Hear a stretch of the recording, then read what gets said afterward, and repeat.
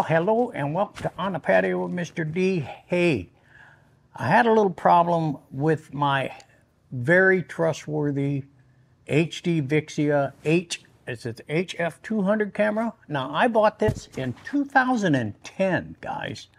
And I use this camera more as a secondary camera because I have, 4K cameras going on and all that kind of stuff. Now, I can upgrade from 1080p to 4K in post-production, so it's not that big a deal. But this was really trustworthy for me back in the day where 4K didn't exist. And I used this thing for a very, very long time.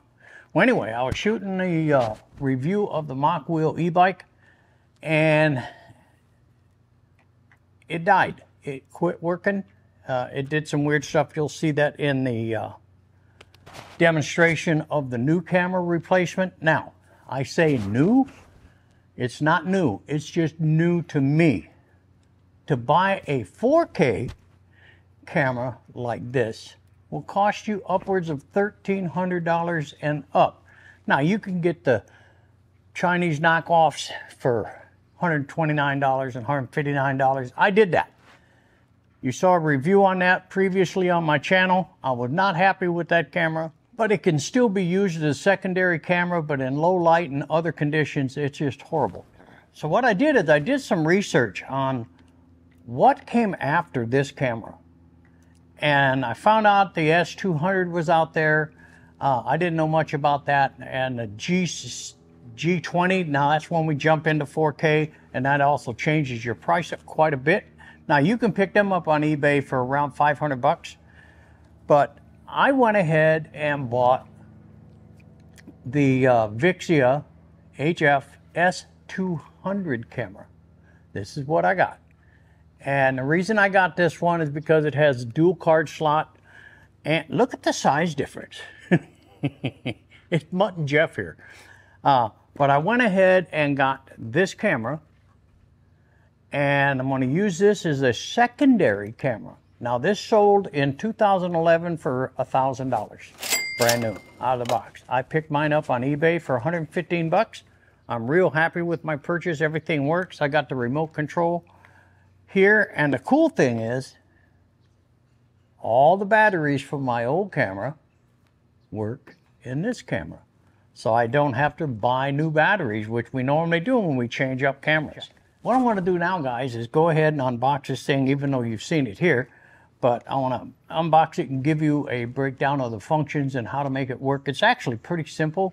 The only difference is, on this camera, a lot of the controls are down here on the bottom, below the touchscreen. Whereas on this camera, all the controls are built into the touchscreen. And that's kind of it's okay, but not okay.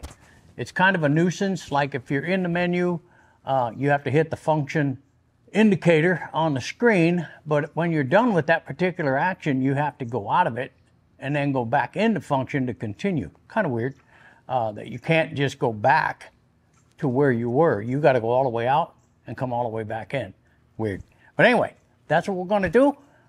So, hey, stay tuned. Hi guys, what I've done is I've taken my G7 4K video camera off the tripod and put on the S200, and that's what you're watching right now. Now this is a 1080p camera. I hooked up the same microphone and stuff like that. So I want to see what the difference is because again, this is 1080p. I was shooting the first part on 4K, and then this will be upgraded to 4K in post-production in Final Cut Pro, which it automatically does. If you bring it in as a 4K vid, your project, and you bring in a 1080p, as long as your first clip is 4K, everything after that will be upgraded to 4K. That's a little secret.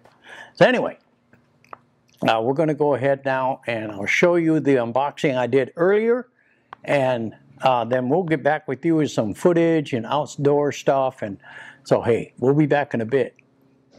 Hi guys, let's get this out of the box. This is a used but new to me camera. All it came with is a charger, not that remote, and the camera, of course. So let's get that out.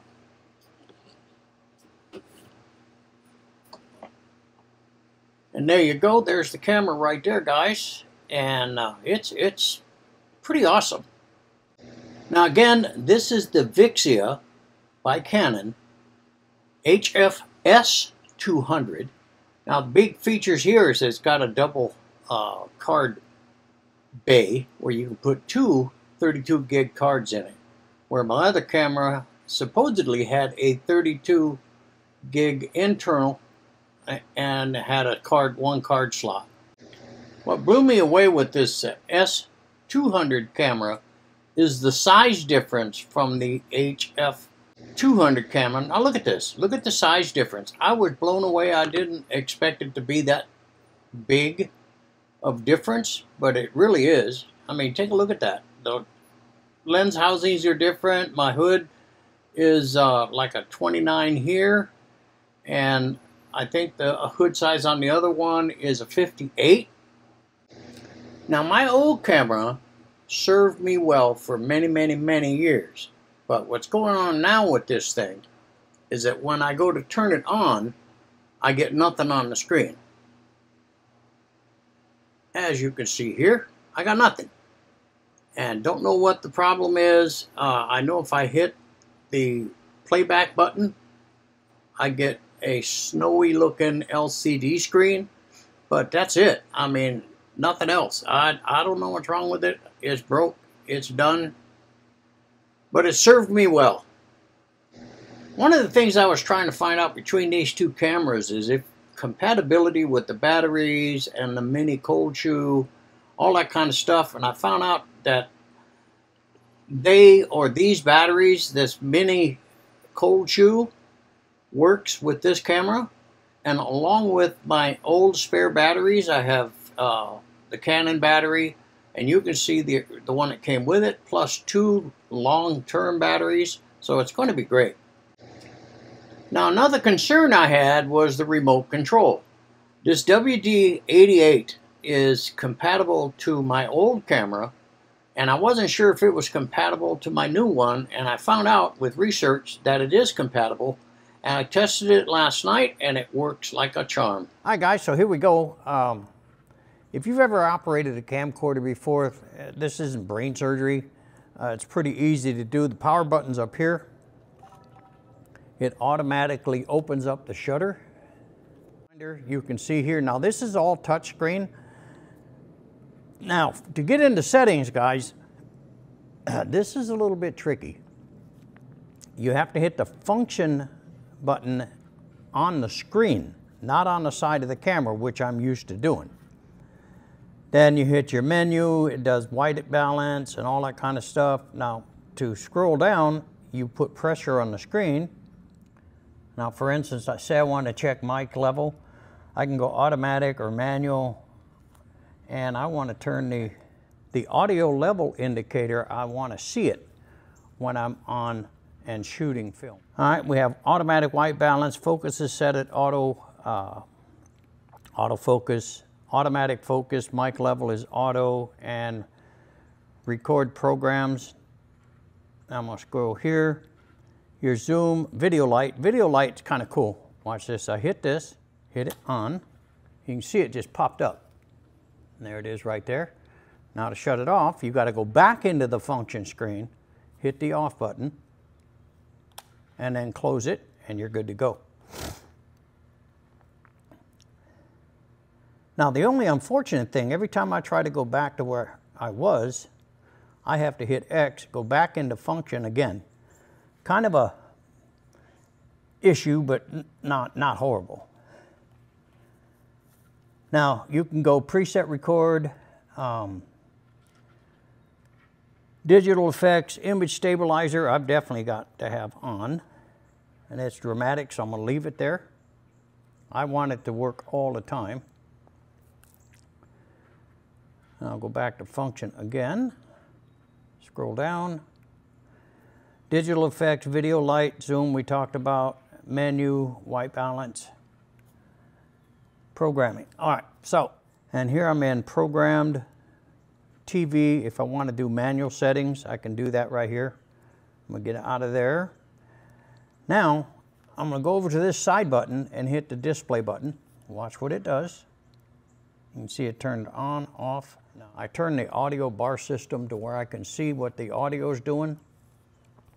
Now this camera will accept external microphones. So to hook up your microphone, you got a 3.5 jack hole right here. This wonderful looking hidden cold shoe. Now you get the cold shoe adapter for Canon, and it's that weird one. You lift up this little lever right here, lift the lever up, and there you go. Now that's all in place, locked in place. If I want to put a receiver on it, I just slide that in place like this. Then take your cord, plug it in here like that, plug it into the 3.5 jack point in your camera, plug that in, make sure it clicks good and solid. So anyway, that's how you hook that, a receiver up to where you can have an external microphone going on. Down here's your battery release latch, your 1/4-20 mount. This HDMI cable mounts. In here this is a dual card camera. Open up the door, you have 2 cards in there. And we'll cord to this one first, and you can transfer the data from this one to that one. Your video playback is right here. You hit that button. It's not on the bottom screen like my old camera was, so I had to learn out where that was. But now in here, I don't know what's in here. Oh, headphone jack, and power, for external power. If you're going to run it without the battery, you're running it with the AC adapter, you plug it in right there. So this thing will work out pretty cool, I think. So that kind of walks you through the function stuff. We're going to do some video recording here a little later, and on location, probably go down to the park or something. I want to see if it does as well as my old 1080 camera does. Now this shoots 1080, also no 4K. And the reason I went back with the 1080 is obvious. It's a secondary camera. I can always upgrade to 4K in post-production. And why pay $1,300 for a secondary camera when I got this one for $115, right? So that's the way to do it. So we're going to get out of here. We'll be back a little later. Hi guys, so what we're doing here is we're doing actually 2 things. We're going to do a couple of passes here with the camera. And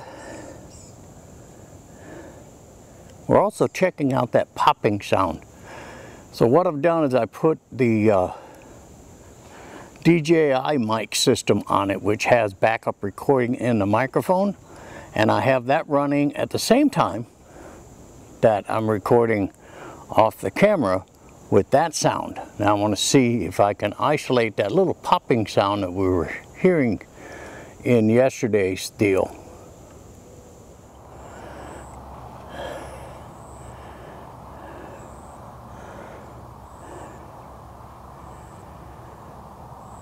And we are up here at Northeast Regional Park. Again, testing out the mic popping issue. And the Steadicam. How steady is this? Now I'm going into the sun on purpose. Let's see how it does. It's a very strange phenomenon here, guys. There is no boats on the water. And look at the surf. And this is a lake. So it's got to be a sinkhole. Look. This is crazy. This has got to be a sinkhole that just let go. Look at the wave coming in. Wow. This is crazy. And they're good size. I'm gonna hold the bike so it don't get knocked over. Look at this. Had to have been a sinkhole.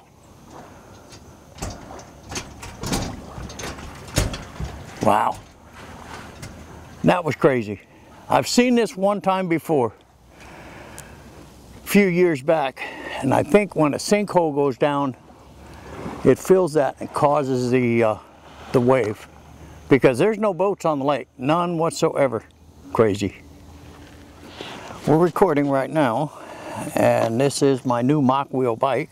which I just finished up testing and found out when my other camera broke.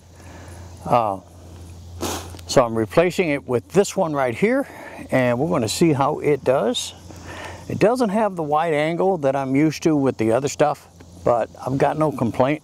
Just got to be back a little further. All right, let's see here. Now again, we are testing out the popping noise. So I have my microphone backup system recording at the same time. So if it does start popping, I can isolate it and see if it's in the camera or if it was just in that receiver yesterday. I don't know. All right, guys, here we are at Dutch Brothers Coffee, catching my coffee for this morning. And again, just checking out some footage, see how this thing does. Seems to be okay. Let me see, am I on autofocus? I think I am. I just learned about this cinema focus feature, and it's similar to some of my applications where it makes sure the item you're filming is in focus.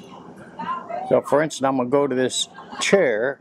Now I'm seeing all the red come out of it. That means it's in focus. When it goes to gray, it's not in focus. So that's kind of a cool feature right there. Hi guys, we are testing out color right now, and I figured this old British pub bus, this double-decker, would be a great shot for this kind of color test. I did notice that the color in these in this camera is washed out, and it takes a lot of adding LUT to get the look that I'm looking for.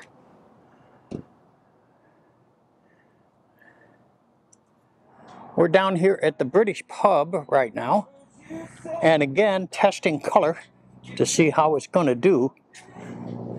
But this is a good way to test color out.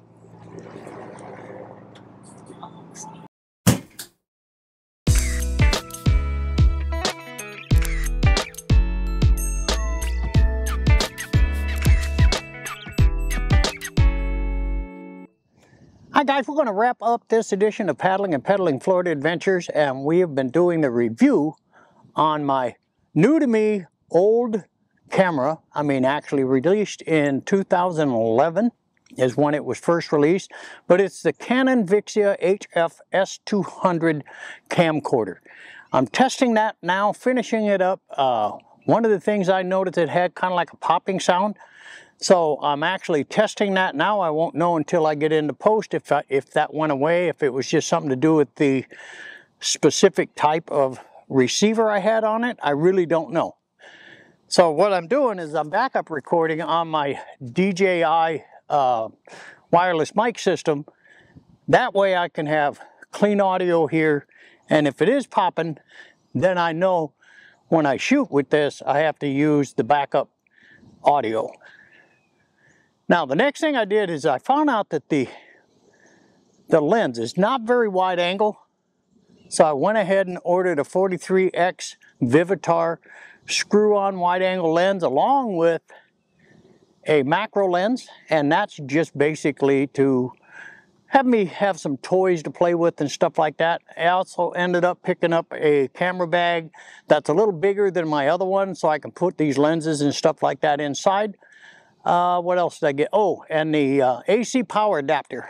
This didn't come with it, but for $115, I can't complain. Now, let's talk about some of the tech specs on this thing. The Deluxe or D-Cin is how it kind of like shoots. It's not very vivid. So in post-production, you've got to add LUT. I found that out yesterday. I'm curious to see how it does outdoors, because that was inside shooting into a backdrop. So we're going to check the colors here, and I'll show you and then split screen them when I'm using LUT, and then we'll go from there. But I hope you enjoyed this video. We'll see you on the next one.